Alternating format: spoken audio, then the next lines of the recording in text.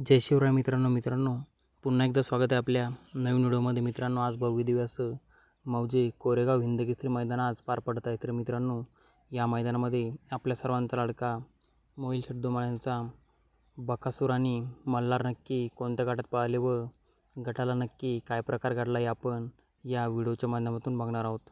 मित्रांनो, त्याआधी चॅनलवर नवीन असाल तर चॅनलला सबस्क्राईब करून घ्या, जेणेकरून अशाच नवीन अपडेट आपल्याला या चॅनलवर मिळत राहतील। तर मित्रांनो, आपल्या सर्वांचा लाडका बकासूर आणि संतोष तोडकर यांचा मल्हार 11-11 गट क्रमांक 29मध्ये पळाले।